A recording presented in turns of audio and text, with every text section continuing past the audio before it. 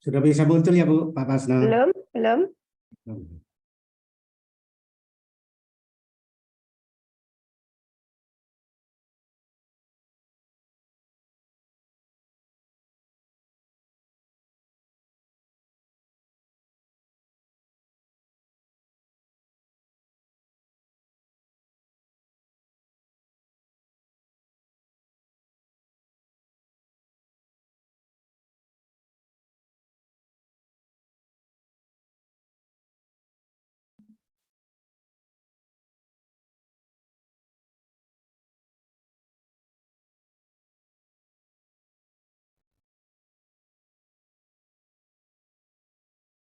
Terima kasih Bu Iren, Pak Pasno. Ya, Mohon izin share ya.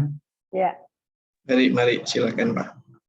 Oke, jadi di modul yang pertama ini saya mengambil tema gereja, arti dan makna gereja dengan materi pokok yang pertama itu adalah gereja sebagai umat Allah.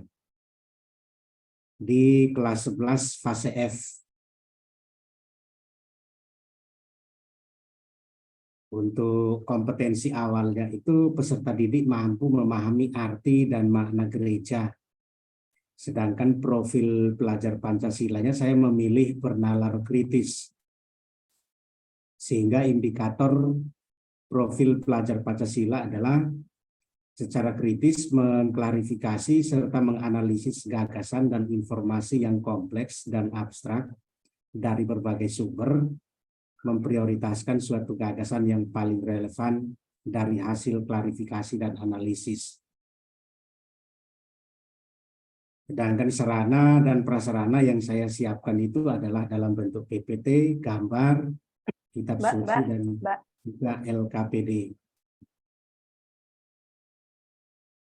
Untuk tujuan pembelajarannya, peserta didik mampu mengonsepkan arti dan makna gereja secara kritis melalui pengamatan terhadap gambar. Sehingga kriteria ketercapaian tujuan pembelajarannya ada 4, yaitu yang pertama, peserta didik mampu mengonsepkan arti dan makna gereja, dan yang kedua, peserta didik mampu menemukan arti gereja yang sesungguhnya sebagai umat Allah berdasarkan kisah para rasul dan seterusnya.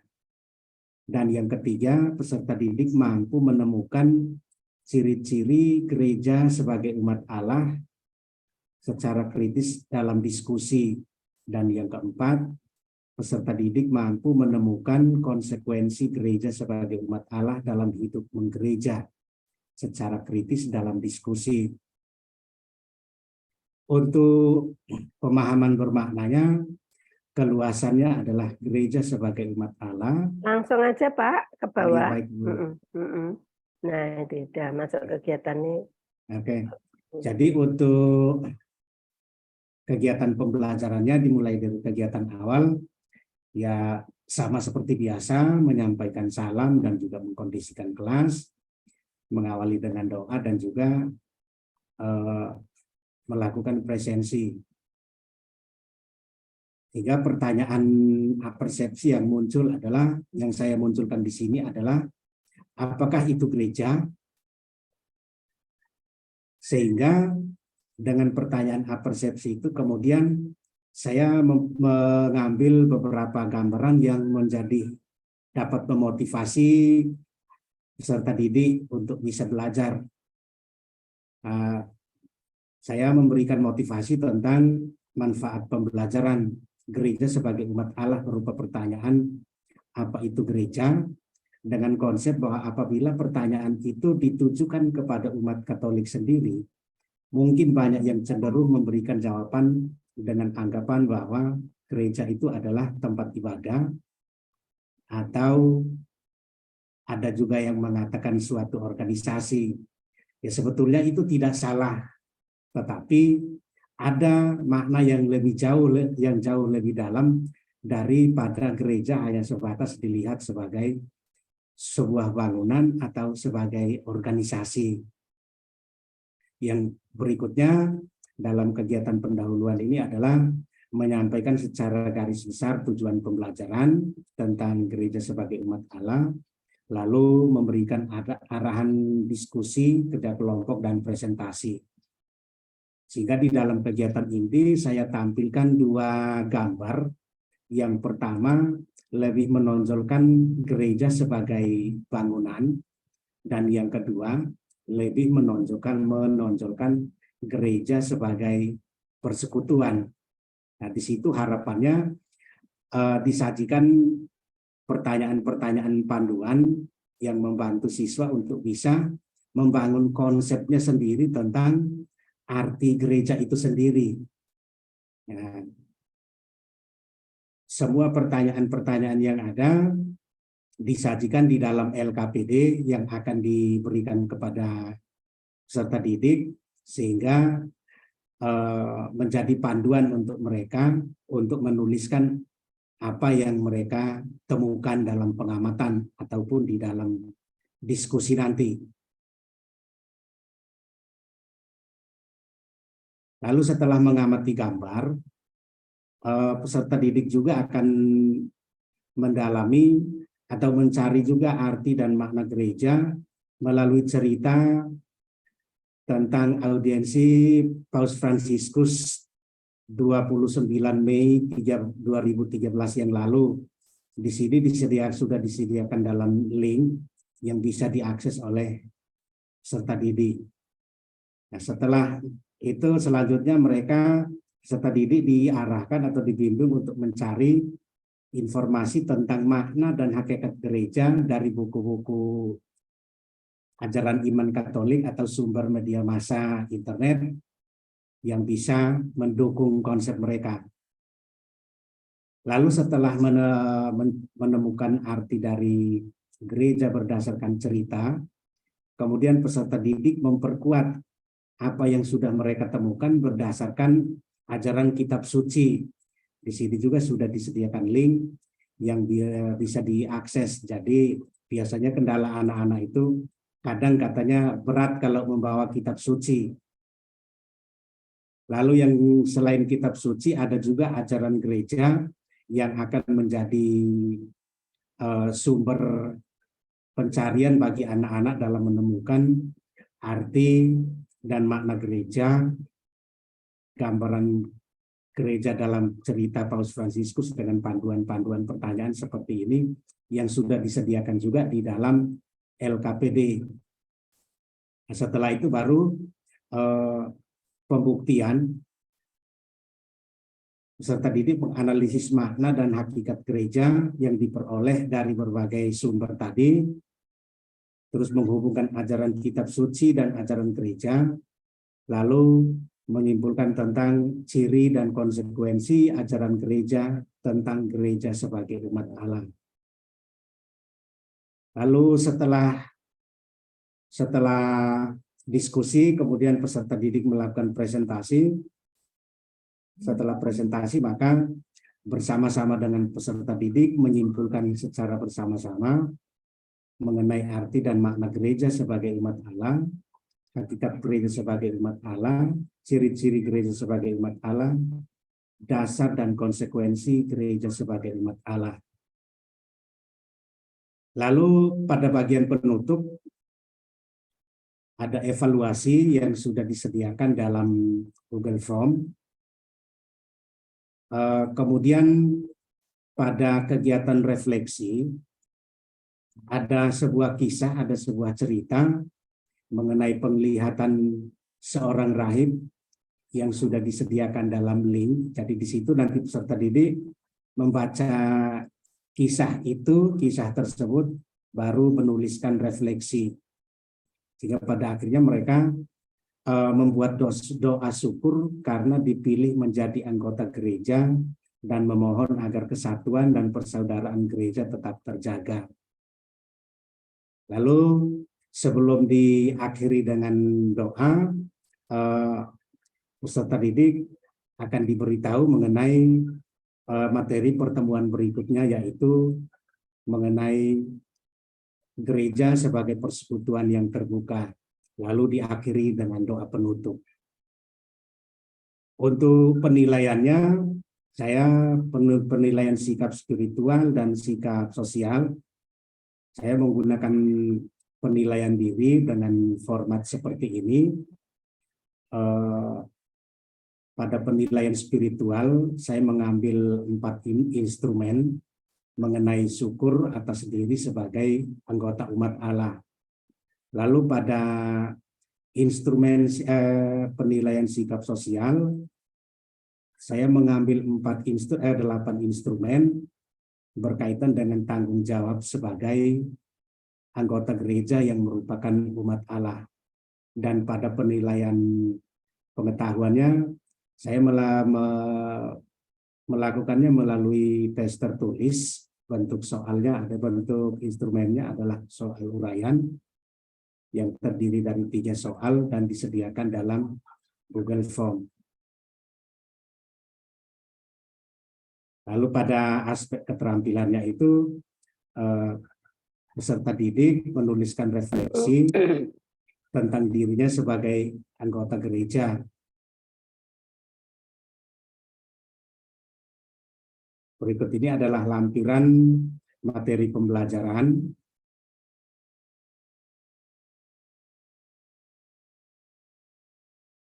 Dan yang lampiran berikutnya mengenai penilaian, dari penilaian sikap spiritual, sikap sosial, dan juga penilaian pengetahuan dalam link Google Form yang sudah disediakan, dan ditambah dengan penilaian keterampilan praktek menulis refleksi itu tadi.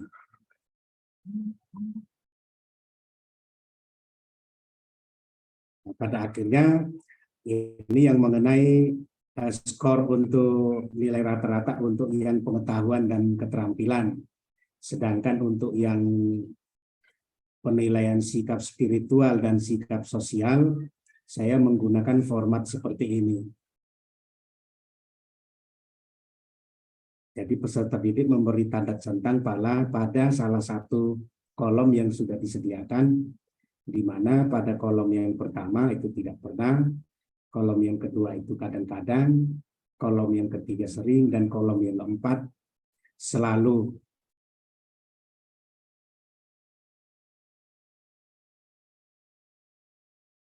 Dalam lampiran yang ketiga, itu pembelajaran remedial dan juga pengayaan.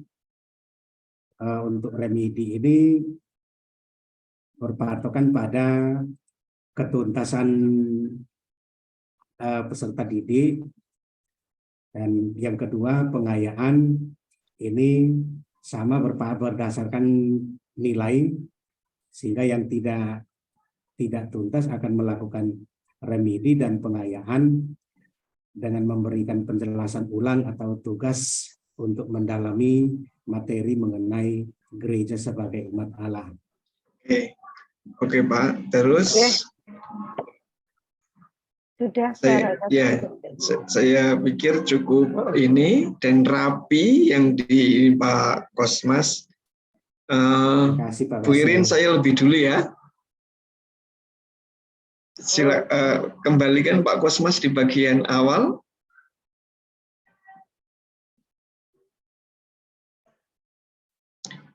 Oke, Pak Kosmas, saya memperhatikan apa yang dipresentasikan oleh Bapak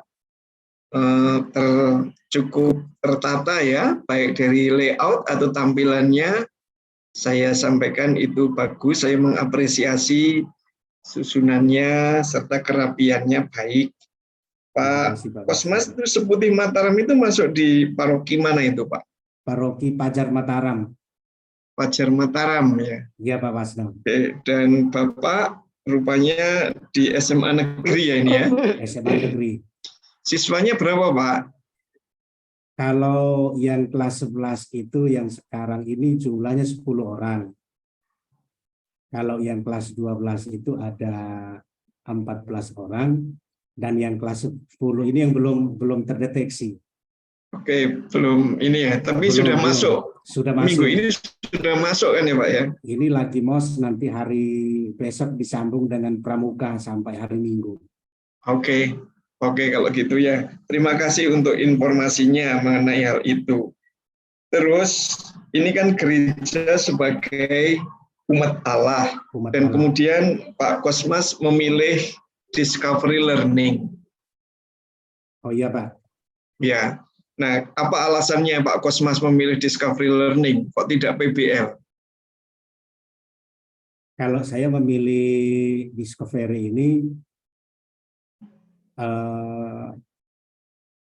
saya melihat bahwa materi ini cocok menggunakan model Discovery yang terdiri dari beberapa langkah dalam Discovery itu, sehingga harapannya melalui Discovery ini peserta didik itu mereka mampu mempunyai konsep, membangun konsep terhadap gereja itu sendiri sebelum melihat berdasarkan sumber-sumber yang ada. Artinya seperti yang saya tampilkan tadi, melalui pengamatan gambar mereka sudah bisa membangun konsep dan diperkuat lagi dengan cerita tentang audiensi Paus Fransiskus. Paling tidak mereka punya konsep. Nanti berdasarkan konsep itu kemudian diperkuat dengan kajian dalam kitab suci dan juga ajaran gereja. Kira-kira seperti itu Pak Wasno. Oke, jadi menurut pandangan Pak Kosmas, ketika dia di kelas 11 ya, dan diberikan berbagai link yang di dalamnya bisa diakses, kemudian diperhatikan, dilihat, lantas dari sana mereka bisa mempunyai gambaran ya mengenai gereja sebagai umat Allah itu. Nah, untuk di kelas 11 ini, gereja sebagai umat Allah Bapak hubungkan dengan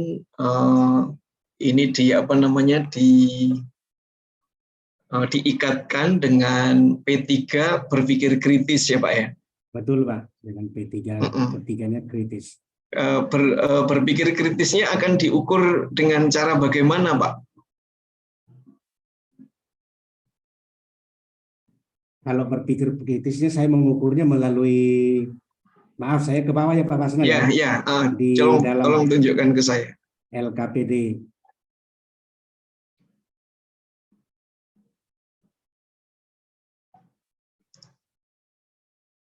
Nah, di dalam LKPD ini ketika mereka bisa menemukan arti gereja berdasarkan pengamatan mereka dalam gambar dan juga cerita tentang Paus Fransiskus, saya menilai itu mereka sudah bisa kritis. Misalnya mereka mengamati gambar ini, kemudian, oh menurut saya ini gambar yang pertama ini gereja yang ditampilkan itu adalah gereja sebagai bangunan. Dan ke dalam gambar yang kedua,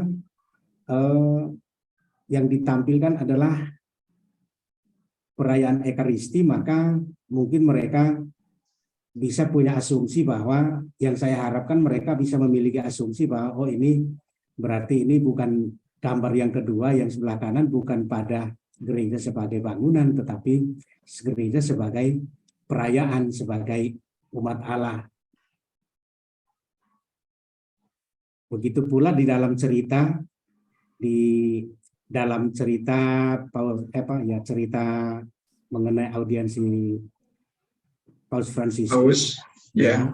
Nah, harapan saya di situ juga mereka bisa membangun konsep dari cerita itu, mereka bisa membangun konsep bahwa oh ternyata gereja itu seperti ini, artinya seperti ini. Oke, ya baik Pak, makasih. Ini memang kemudian pertanyaan-pertanyaannya kalau dilihat memang merujuk pada tingkat berpikir atau bernalar yang kritis, dan saya pikir di materi sebelumnya singgungan mengenai gereja tidak melulu sebagai gedung, ini pasti juga sudah terpapar pada siswa kelas 11 ini. Olehnya ketika Bapak sudah menunjukkan adanya beberapa link yang merujuk pada satu simpulan bahwa gereja itu tidak bisa dimaknai sebagai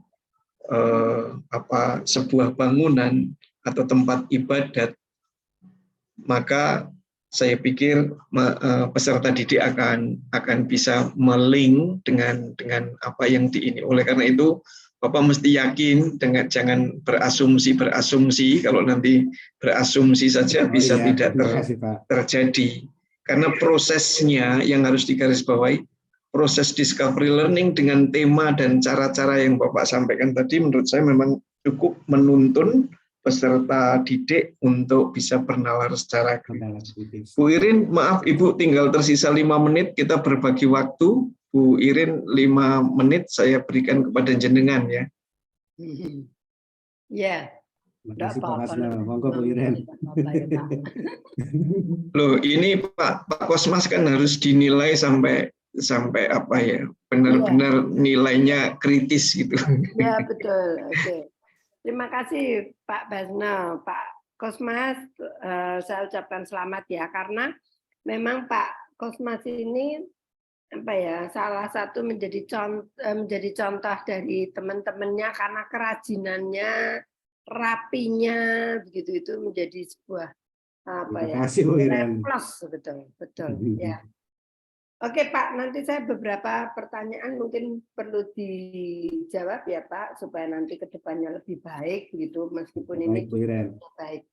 Ya, tadi saya senang Pak dengan bernalar kritis, kemarin juga saya memberi masukan terkait dengan pada saat peer teaching itu ya, saya sempat memberi masukan juga. Ya, Bu. Yang bagus, kemudian hanya saja saya orang awam ya dalam hal ini untuk konten agama Katolik, mungkin kalau gambarnya itu sekali lagi hanya 2, ada gereja dan orang-orang berkumpul tuh sudah bisa disebut gereja. Tapi mungkin supaya bernilai kritis, apakah misalnya persekutuan gereja yang ada ditempatkan di mall gitu, apakah itu termasuk gereja atau enggak?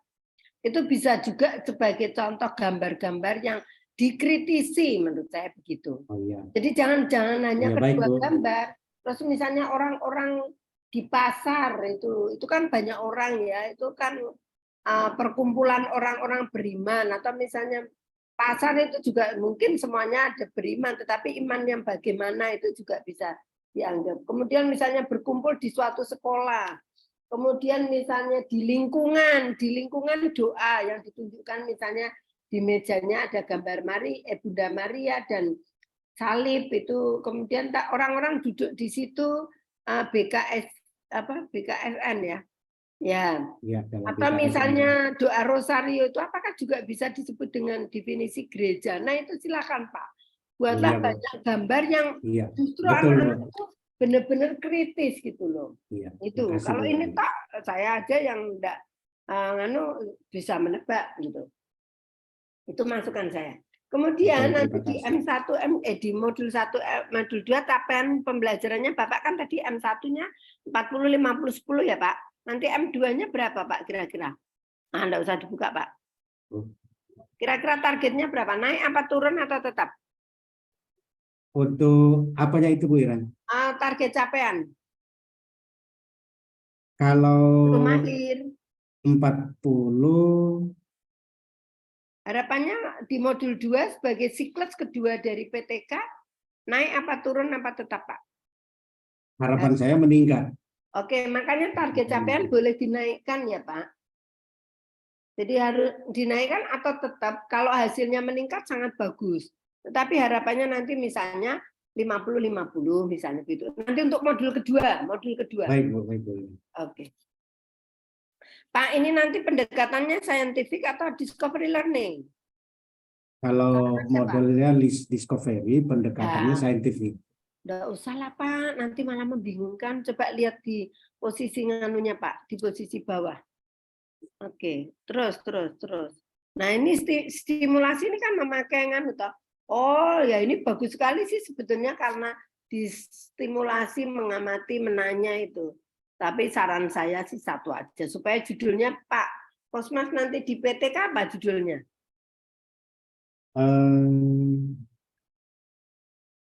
Peningkatan pembelajaran, peningkatan kemandirian pembelajaran pendidikan agama Katolik dari mana? Itu berpikir kritis, ayo. Berbantuan LKPD. Ayo, mau namanya di sini berpikir kritis kok di kemandirian kenapa? Ya kan? Kan Bapak mengambil berpikir kritis. Berpikir kritis, ya, betul. Jadi nanti berpikir kritis saja di PTK-nya, ini menarik gitu. Oh iya. Oke ya Pak ya. Baik Bu. Jadi nanti modul 1, modul 2 berpikir kritis, sama-sama berpikir kritis, nanti metode pembelajarannya pakai PBL. Gitu aja. Tapi sebetulnya ini juga bagus. PBL dengan pendekatan scientific learning juga boleh judulnya begitu. Asal nanti di modul 2 juga begitu, gitu Pak. Apakah bisa ditangkap? Bisa Bu Iren. Oke, good. Jadi nanti coba nanti Pak Anu boleh misalnya didiskusi lagi. Terus kemudian tentang evaluasi saya rodok nganu ya Pak. Ini berapa menit ya Pak evaluasinya nanti? Evaluasinya ada 10 menit. 10 menit. 10 menit 3 soal ya? 3 soal uraian ya? Atau berapa? 10 menit itu sudah termasuk juga dengan 15 menit, maaf. 15 menit itu 3 soal. 15 menit itu sudah termasuk dengan ini, dengan refleksi.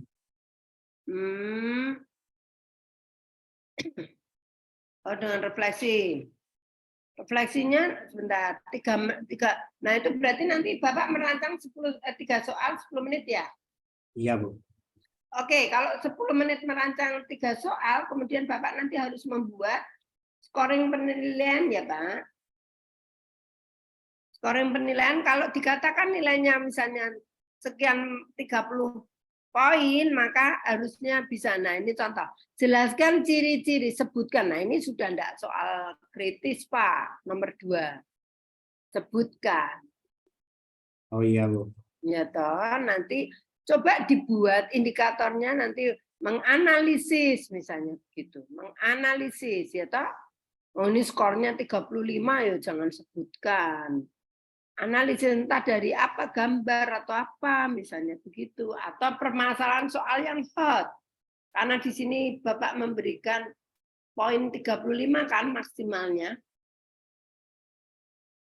Ya toh, Pak? Baik, Bu. Ya, good. Nanti juga analisis gambar, nanti soal kasus itu boleh misalnya. Atau apa. Pokoknya memasukkan soal hot di nomor 3 begitu. Pertanyaannya adalah apakah 10 menit cukup enggak ya? Nanti sistemnya begini, Pak. Kalau misalnya ini dalam satu proses pembelajaran di video itu nanti enggak usah ditunjukkan pada saat tes ulangan ini, Pak. Enggak usah, enggak, Pak. Baik, Bu. Ya, nanti untuk kepentingan ini ya di tes setelah pembelajaran aja enggak apa-apa. Tapi saya rasa jangan 10 menit ya, Pak, nanti supaya apa ya 15 menit lah dengan 5 soal gitu. Ya. Oke, baik, Bu. Itu. Oke. Oh, motivasi di atas itu jangan terlalu panjang, Pak. Panjangan nanti ya. Atas ya kepanjangan. Nanti habis waktunya. Baik, ya, Bu. kan kegiatan itu hanya maksimal 10 menit ya. 10 menit. Gitu, Pak. Nah, karena Pak Kosmas kan pendiam ya, saya lihat ini kalau temanya unik memang cocok misalnya. Saya dengan Pak Kosmas itu nanti dibandingkan gitu ya, tapi nah, kalau ini maka saya harap nanti ada selingan ice breaking pada saat anak-anak maju berkelompok itu loh, Pak. Mereka yel-yel atau apa gitu Pak, supaya suasananya jangan atau Bapak ujuk-ujuk nyanyi, sebagai hadiah untuk kalian, maka saya nyanyikan sebuah lagu. Nah itu boleh. Oke, baik, Bu. Yang kamu berdarah-darah tadi, saya nyanyikan sebuah lagu. Nah, Bapak menyanyikan satu lagu. Nah, begitu Pak. Jadi ada hal yang membuat suasana itu menyenangkan. Ya Pak ya. Baik Bu Iren. Oke, terima kasih. Saya rasa cukup dari saya. Monggo Pak Basna, kita serahkan kembali Mas Ipung. Ya, sudah cukup. Cukup. Oke, terima kasih Bu Iren, Pak Wasno. Sama-sama.